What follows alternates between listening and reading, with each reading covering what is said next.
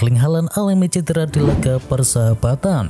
Kabar buruk datang bagi Manchester City karena striker andalan mereka yakni Erling Haaland mengalami cedera saat laga persahabatan timnas Norwegia. Dari hasil tes medis sendiri akhirnya diinformasikan langsung oleh tim dokter timnas yang menjelaskan apabila pemain berusia 23 tahun tersebut mengalami cedera di bagian pergelangan kaki yang sama dulunya sempat ia alami. Cedera Haaland ini sendiri cukup merugikan Manchester City jika sang striker benar-benar tak bisa bermain di laga selanjutnya, terutama karena di laga selanjutnya Manchester City akan menghadapi Liverpool. Bek Juventus sempat tak percaya dipanggil timnas Italia. Andrea Cambiaso masuk ke dalam skuad timnas Italia untuk jeda internasional kali ini. Pemanggilan ini membuat bek Juventus itu terkejut dan sempat tak percaya. Pemanggilan Cambiaso ini bukan tanpa alasan, mengingat dia lagi tampil mantap bersama Juventus di musim ini. Dia sudah membuat 1 gol dan 1 assist dari 11 pertandingan yang telah dijalani. Badai cedera bikin Italia dalam kesulitan besar untuk lolos ke Euro 2024. Tim nasional Italia tengah diterpa badai cedera. Kondisi ini membuat Gazzurri berada dalam situasi sulit dalam upaya mereka meraih tiket lolos ke putaran final Piala Eropa 2024. Terbaru, Gazzurri harus kehilangan Alessandro Bastoni yang mengalami cedera pada sesi latihan. Bastoni menyusul Alex Meret, Rafael Toloi, David Calabria, dan juga Manuel Locatelli yang sudah lebih dahulu dicoret dari skuad karena cedera. Adapun kondisi dari Bryan Cristante dan juga Moisken sejauh ini besar kemungkinan juga bakal absen di laga melawan Makedonia Utara. Camavinga cedera di latihan timnas Prancis. Eduardo Camavinga dikabarkan mengalami cedera saat menjalani sesi latihan bersama timnas Prancis. Dikutip dari ESPN, cedera tersebut dialami oleh Camavinga usai bertabrakan dengan Ousmane Dembele. Gelandang 21 tahun itu dilaporkan kesakitan dan langsung tak melanjutkan sesi latihan di Graventonne. Camavinga disebut mengalami masalah pada lututnya. Camavinga pun kini dikabarkan bakal segera meninggalkan skuad Prancis untuk kembali ke klubnya Real Madrid. Ia akan menjalani pemeriksaan lebih lanjut bersama tim medis El Real, dan cedera mantan gelandang itu sepertinya cukup parah. Dipecat usai bela Palestina, El Ghazi tuntut Mainz. Anwar El Ghazi menyatakan dukungannya ke Palestina, kemudian dipecat oleh Mainz 05. Pemain asal Belanda itu kini menuntut klub asal Bundesliga Jerman tersebut. Pengacara El Ghazi mempertanyakan sikap dari Mainz tersebut. Ia menyebut bahwa unggahan El Ghazi tidak lebih dari sekedar kebebasan berekspresi.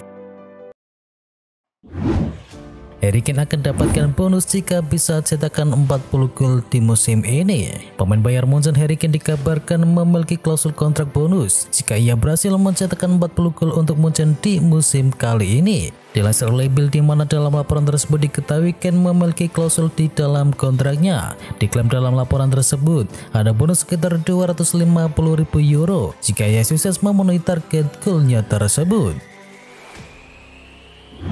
Pelatih Brasil tak risau harus kehilangan Neymar. Brasil harus melanjutkan perjuangan di kualifikasi Piala Dunia 2026 tanpa sang kapten Neymar. Bintang Al Hilal ini mengalami cedera yang cukup parah dan Neymar diperkirakan baru bisa kembali bermain di pertengahan tahun 2024 nanti. Meski demikian, pelatih Brasil Fernando Diniz berusaha tak risau dengan absennya dari Neymar tersebut. Pasalnya, ia menilai Brasil saat ini berada dalam generasi emas dengan banyak pemain bertalenta. Diniz yakin para pemain bisa menggantikan peran Neymar. Diketahui Brasil punya Rafinha, Rodrigo, Vinicius Junior, dan juga Gabriel Martinelli atau Gabriel Jesus yang bisa bermain di posisi Neymar.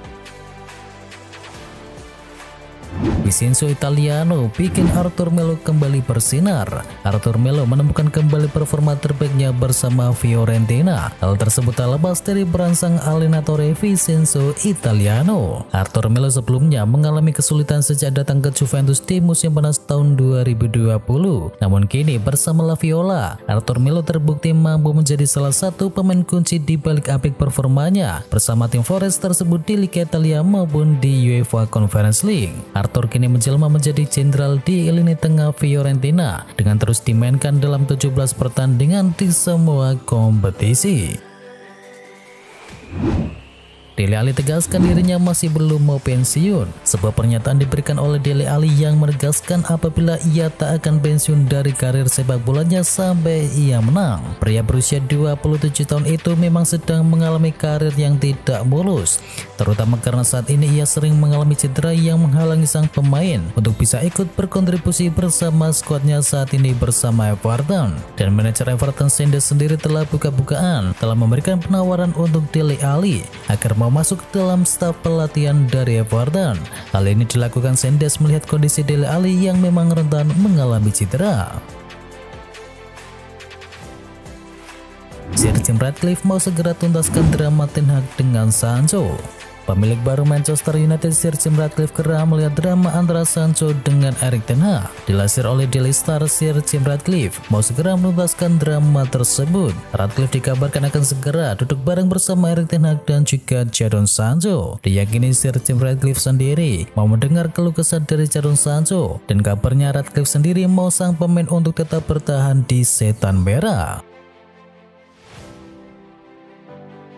Sir Jim Ratcliffe akan meminta saran dari Sir Alex Ferguson untuk merombak skuad Manchester United. Dilansir dari Daily Mail, Ratcliffe akan berbicara kepada pelatih legendaris Manchester United yakni Sir Alex Ferguson untuk memastikan ia merombak Manchester United menjadi klub sepak bola yang berjaya seperti saat ditangani oleh Sir Alex. Keputusan Ratcliffe untuk membangun ulang Manchester United memang bukan isapan jempol belaka. Ia saat ini sudah memiliki kandidat baru untuk beberapa posisi penting di skuad Setan Merah. Ada potensi Gundogan bakal main di Turki. Ilkay Gundogan memang baru bergabung dengan Barcelona di musim panas ini, namun ia memiliki kemungkinan untuk hengkang dari tim Katalan meski potensi itu tak akan terjadi dalam waktu yang dekat. Kini menurut laporan dari Sport, Gundogan ingin hengkang ke Galatasaray sebelum dirinya mengakhiri karirnya di dunia sepak bola. Galatasaray memang tim yang dikenal lumayan sering untuk mengumpulkan pemain bintang. Mereka bisa saja memaksimalkan kesempatan agar itu terjadi. Striker Lecce masuk dalam radar transfer Manchester United. Klub Liga Inggris Manchester United kabarnya tertarik untuk bisa mengamankan jasa striker Lecce yakni Nikola Krstovic. Dikabarkan pihak Manchester United tertarik mengamankan jasa pemain Lecce tersebut untuk bisa menjadikannya sebagai pelapis dari Rasmus Højlund. Krstovic sendiri telah berhasil memberikan kontribusi 4 gol dan juga 1 assist dalam total 11 laga bersama skuad Lecce di Serie A di musim ini. Nikola Krstovic kabarnya bisa didatangkan dari Lecce hanya dengan mahar mencapai 8,7 juta pound saja.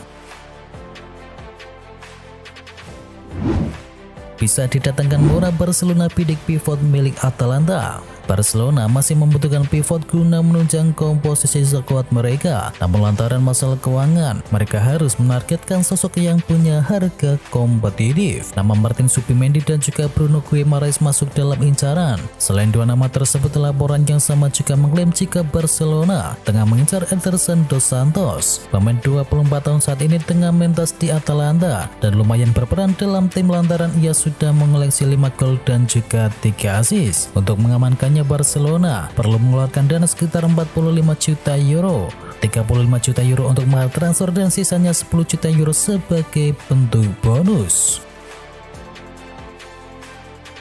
Manchester City dan Liverpool bersaing untuk transfer dari Leroy Sané. Dua klub Liga Inggris Manchester City dan juga Liverpool kini bersaing untuk bisa mengamankan jasa winger Bayern Munchen yakni Leroy Sané. Munchen sendiri sampai saat ini sebenarnya juga enggan untuk bisa melepas sang winger, terutama karena performanya saat ini juga sedang meningkat dan menjadi salah satu pemain krusial di bawah skuad asuhan dari Thomas Tuchel. Karena itulah pihak Bayern Munchen sedang berusaha sebaik mungkin untuk bisa mempertahankan sang pemain. Sayangnya dilansir dari Goal Internasional, proses negosiasi kontrak antara pihak Munchen dan juga Sané macet karena perbedaan pendapat sehingga kini mengundang ketertarikan dari Man City dan juga Liverpool. Siprus kalah dari Spanyol. Spanyol tampil tangguh untuk bisa mengalahkan Siprus dengan skor telak 3-1 dalam duel lanjutan kualifikasi Euro 2024.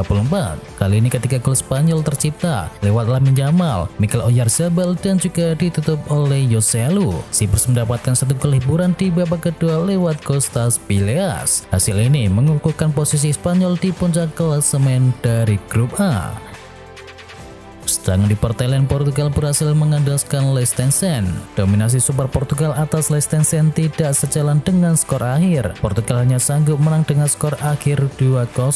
Dua gol Portugal dicetak oleh Ronaldo di menit ke-47 dan juga Joao Cancelo di menit ke-57. Gol dari Ronaldo dan juga Cancelo tersebut kini memantapkan posisi Portugal berada di puncak klasemen.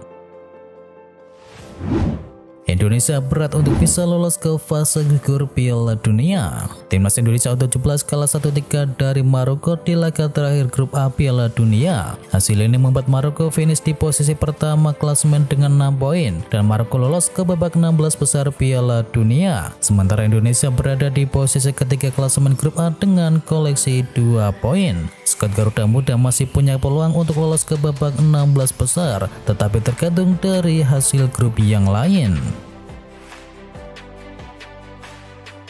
Ikuti tim junior Timnas Indonesia senior kalah dari Irak. Timnas Indonesia mengawali kiprah babak kualifikasi kedua Piala Dunia 2026 zona Asia dengan hasil negatif. Skuad Garuda dibantai 1-5 oleh Timnas Irak. Kekalahan ini menempatkan Indonesia berada di juru kunci dengan 0 poin, kalah selisih gol dari Filipina yang ada di posisi yang ketiga. Sedangkan Irak di puncak klasemen dengan koleksi 3 poin sama dengan milik Vietnam.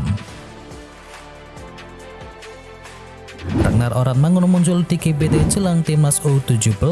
Calon pemain naturalisasi Timnas Indonesia yakni Ragnar Oratmangun hadir di Stadion Gelora Bung Tomo. Ia masih mengenakan batik yang sama ketika berfoto dengan Erick Thohir. Pada hari yang sama juga Erick Thohir melalui media sosial mengunggah foto dengan sang pemain. Ragnar sendiri bermain di kasta tertinggi Liga Belanda Eredivisie Belanda bersama Fortuna Sittard, punya komitmen untuk bisa membela tim Merah Putih.